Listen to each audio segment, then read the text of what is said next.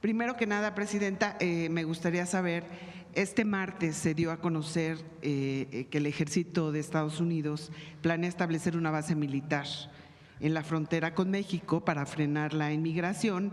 Aunque esta medida es en territorio estadounidense, mi duda es, o nos gustaría saber su opinión, si se ha dado parte de esta decisión a su gobierno, qué opinión le merece y si hay algún diálogo para garantizar el respeto a los derechos humanos, especialmente de mexicanos que crucen la frontera. Sí, sí hay diálogo y también enviamos una nota diplomática, lo puedo decir, en el sentido de que pues es una decisión de ellos, autónoma, en su propio territorio, pero que esperáramos pues que no traspasara la frontera y que siguiera habiendo la misma colaboración que ha habido hasta ahora en materia de seguridad.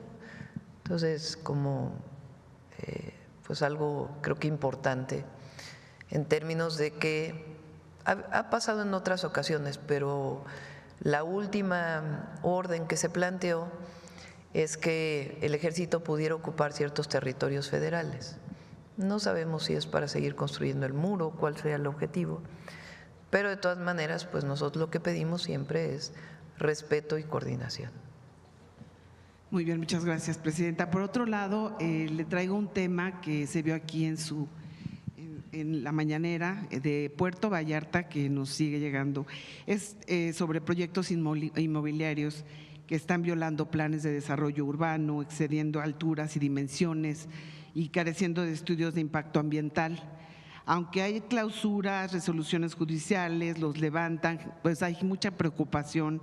Especialmente le trajimos el caso de un edificio Carmelitas en Conchas Chinas, que a pesar de que… ¿Cómo se llama? Carmelitas en Conchas Chinas, ustedes ya nos habían ayudado a gestionarlo, de hecho había orden de demolición y sin embargo, volvemos al caso de los jueces, un juez federal, Alfonso Javier Flires Padilla, levantó los sellos de clausura y bueno, están argumentando que no hacen falta los estudios ambientales. Entonces, bueno, pues los vallartenses piden su apoyo para evitar este tipo de edificios que están afectando el medio ambiente, el ecosistema.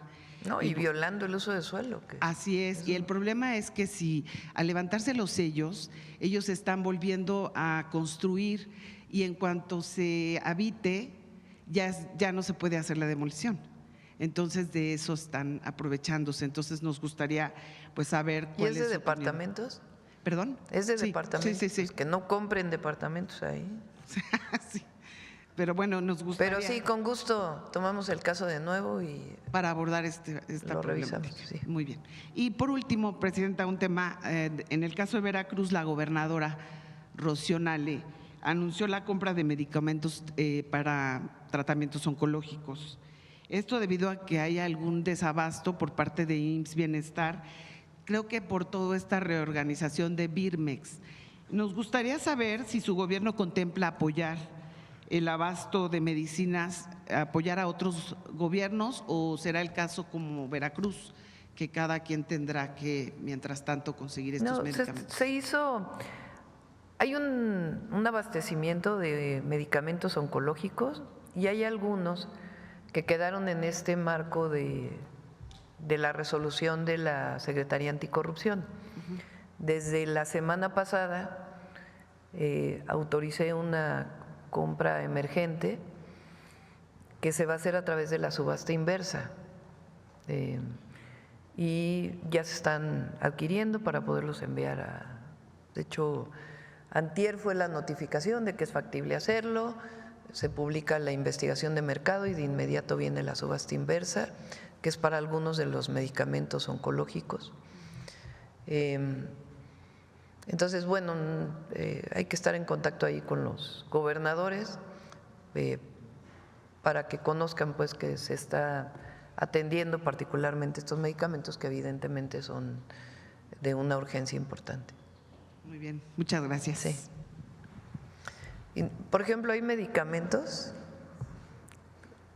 que en la licitación habían salido en 38,000 pesos el medicamento y que con la subasta inversa, que ya inició ayer, me informaron, se redujo a más de la mitad el mismo medicamento.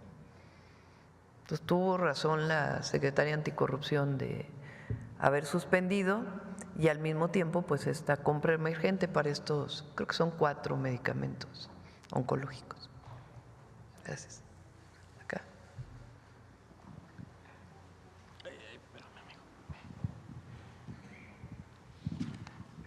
Buenos días, Presidenta. Gustavo García, de Comunicante MX y Alerta Multimedia. Presidenta, en días recientes hay una euforia en redes sociales porque los fabricantes chinos han ocupado justamente redes sociales, especialmente la red social TikTok, en donde están dando a conocer, en medio de esta guerra comercial entre Estados Unidos y China, están dando a conocer que en China prácticamente se ensamblan gran parte de productos de lujo y de lujo accesible, que incluso en México nos llegan marcas americanas, marcas de Estados Unidos, nos llegan y nos estamos enterando que son extremadamente, su costo es extremadamente bajo. Pero lo que llama la atención es que estas publicaciones están realizadas en español, dirigidas al público mexicano y al público latino. Hay euforia de consumidores mexicanos de querer comprar o de que ya están comprando directamente estos fabricantes. Sin embargo, yo sé, Presidenta, que hay también temas legales, temas de aranceles, temas de aduanas para garantizar que esta mercancía llegue a México. Respecto a esto, Presidenta, para los consumidores mexicanos que están siendo bombardeados todos los días en TikTok, en la red social X, en Facebook, por estos fabricantes chinos, ¿cuál sería el mensaje del gobierno federal? ¿Pueden confiar comprando mercancía de este tipo directamente a los fabricantes chinos? No sé exactamente a qué productos te estés refiriendo, ¿no? Habría que ver qué productos. Ropa, zapatos, pantallas. Bueno, recientemente, en diciembre y luego en enero, se hizo una normatividad especial para lo que viene de productos de ciertas plataformas que venden ropa muy barata y artículos en general que son de origen chino. No estaban pagando IVA y otros impuestos. Entonces hizo una normatividad especial, a ver si viene el compañero del SAT, Antonio, para que nos pueda explicar toda esta normatividad que se hizo junto con Economía. Ahora, si se adquieren estos productos, ustedes pueden ver que se tiene que poner el RFC para poderlos adquirir, antes no. Entonces, ahora ya pagan IVA y incluso la recaudación por estos productos creo que alcanza en este primer trimestre alrededor de 4,000 millones de pesos, que no se estaban recaudando porque no se estaba pagando impuestos. Entonces, algunos de ellos son legales y otros pues hay que fijarse bien, ¿no? Hay mucha… Ahora el uso de la inteligencia artificial para las redes sociales puede generar pues muchísimas mentiras, ¿no? Entonces hay que estar muy, muy atentos de a través de qué plataformas están comprando y el precio también, porque a veces pues son precios muy, muy bajos y no necesariamente pues es el producto que se promociona, ¿no? En el caso de las plataformas más conocidas, lo que se hizo fue esto, ¿no? Que ahora paguen impuestos porque antes no pagaban. De acuerdo, Presidenta.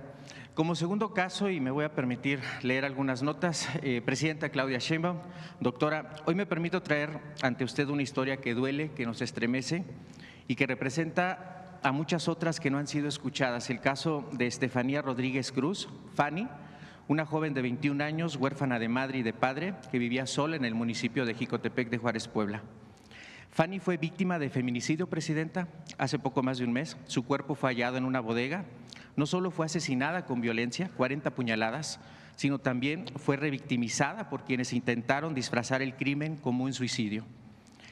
Con poder e influencia local, esta familia intentó limpiar la escena del crimen y obstaculizó el actuar de la policía. Incluso se les impidió el acceso a esta bodega en lo que ellos limpiaban la escena del crimen. Fanny, como muchas mujeres jóvenes en este país, Presidenta, estaba en una situación de vulnerabilidad. Esa misma vulnerabilidad es la que algunos hombres perciben como una oportunidad para ejercer poder, para ejercer violencia y, en los peores casos, como el caso de Fanny, arrebatarles la vida. La revictimización vino incluso de quien debería dar el ejemplo. Hubo familias, hubo autoridades que incluso señalaron que este feminicidio fue causa por valores que no se han promovido dentro de la familia, a pesar de que Fanny era huérfana, perdió a su madre justamente en la pandemia por COVID. Este caso no es un hecho aislado, es parte de un patrón que sigue costando vidas, Presidenta. Mujeres sin redes de apoyo, mujeres ignoradas por este sistema o incluso por hombres que han aprovechado su situación vulnerable para aprovecharse de ellas. Mujeres que desaparecen, mujeres a quienes la justicia les va a llegar o si les llega, llega demasiado tarde. Presidenta, usted ha caminado con el movimiento de mujeres, usted ha sido parte de la lucha feminista y hoy más que nunca se necesita que este compromiso, no solamente de usted, sino de gobernadores, de las fiscalías, de los presidentes municipales. Usted aquí mismo en la mañanera nos ha compartido que la responsabilidad de la seguridad en los municipios, la proximidad de estas patrullas, las acciones preventivas le corresponden al municipio y a las fiscalías hacer justicia. A poco más de un mes de que ocurrió este lamentable feminicidio, ya se detuvo al presunto agresor, pero todos los corresponsables, los que intentaron crear esta narrativa de que Fanny se suicidó, incluso a las propias autoridades, los dueños de esta bodega, siguen libres, siguen impunes. Entonces, de parte de la comunidad de Jicotepec de Juárez, Puebla, ayer estuvo el gobernador Alejandro Armenta ahí justamente en Jicotepec, él firmó un compromiso de que se va a abrir una casa a Carmen Cerdán, que está buenísimo, porque al final del día es un instrumento de apoyo para las mujeres víctimas de violencia. Pero hoy la exigencia, Presidenta, es para que las fiscalías hagan su trabajo, que le den celeridad a estos temas, porque reitero, para quien se pregunta por qué marchan las mujeres, por qué se exige esto, Fanny es un caso. Joven, 21 años, no tenía papá ni mamá, alguien se aprovechó de ella y se sintió impune porque simplemente lo podía hacer. Su opinión al respecto, Presidenta, y evidentemente pedirle si a través de usted se puede hacer esta exigencia para que el gobernador Armenta, la Fiscalía, actúen con prontitud en este caso. Bueno, ya hay detenido, ¿no? Hay que decirlo. Tiene que haber cero impunidad a los feminicidios, en general al delito, pero en particular a quien comete un feminicidio tiene que haber cero impunidad. Y para ello, las leyes que impulsamos, no solamente las reformas constitucionales, sino las leyes, exigen ahora a las fiscalías que haya fiscalías que atiendan feminicidios, porque tiene que tener formación, capacitación, visión de género y mucha formación, digámoslo así, de cómo investigar un feminicidio.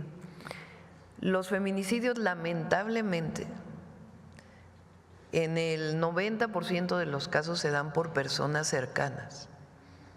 Es una tragedia. Pareja, expareja, familiar.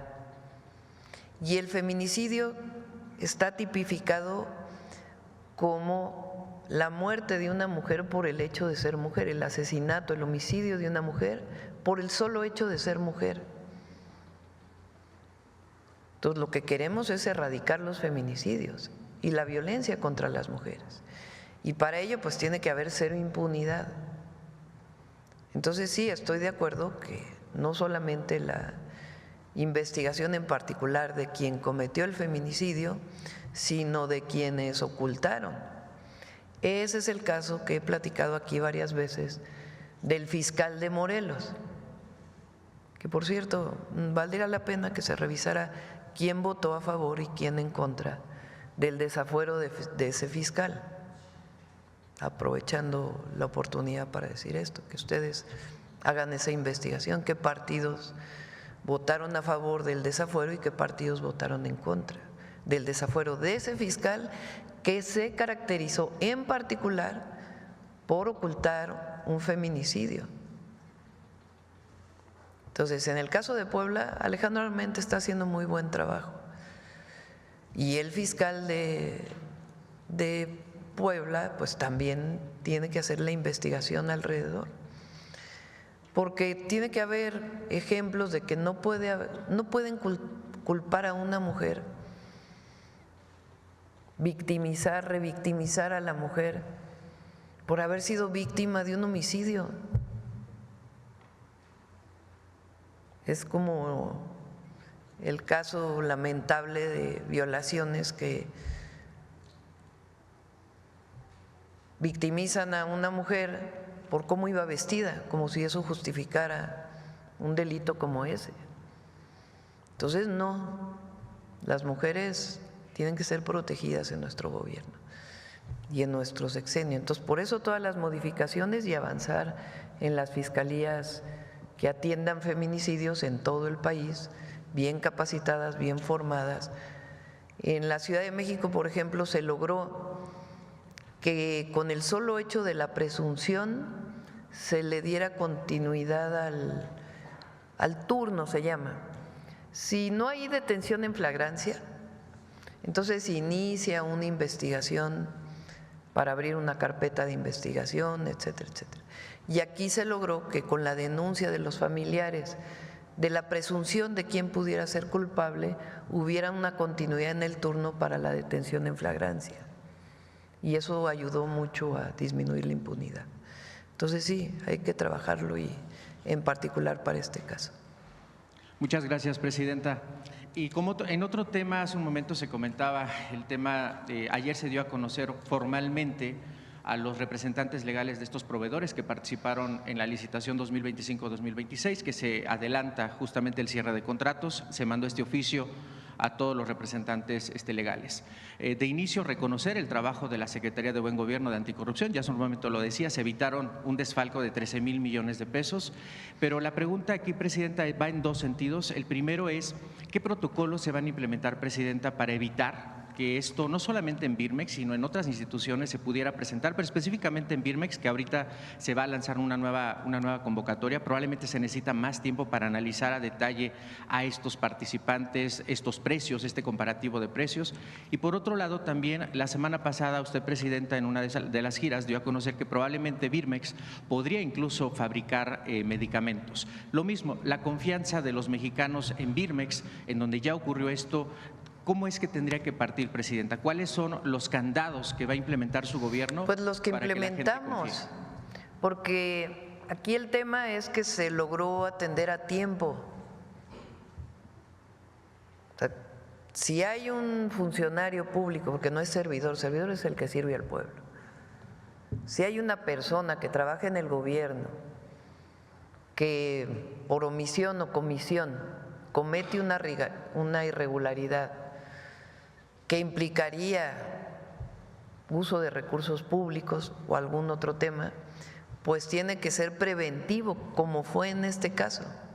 Antes de que se gastara el dinero, o sea, no fue un año después, 2 años después que nos dimos cuenta que hubo un problema.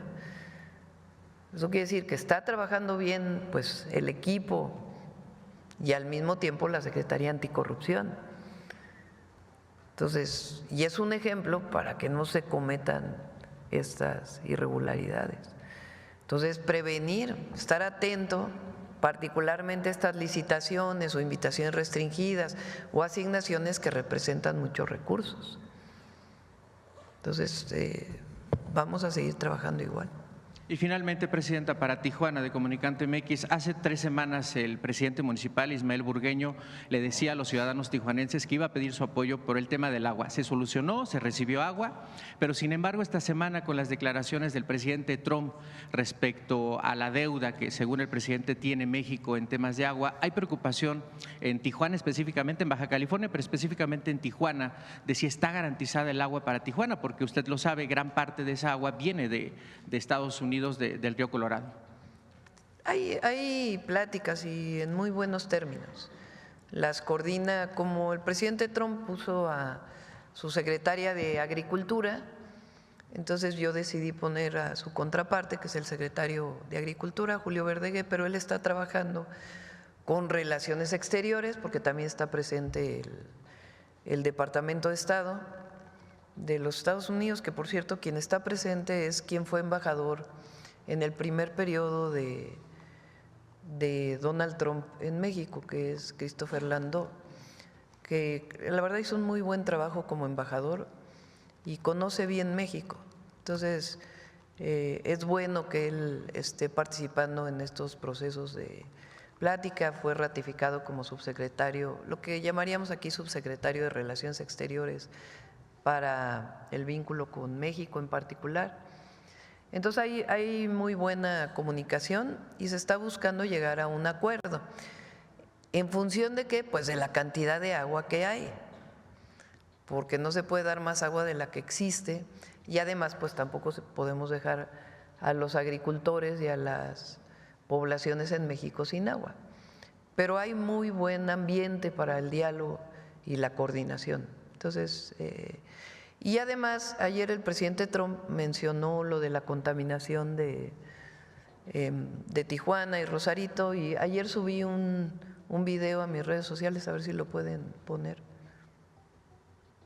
Ya está a punto, a unos días de terminarse ya completamente la planta de tratamiento que inició el presidente López Obrador para evitar que el drenaje de Tijuana llegue directamente al Pacífico.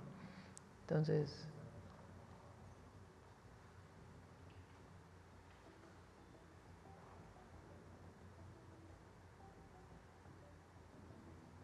está en X o en cualquiera. ¿No subieron? Pídenselo a Roberto o a Juan José.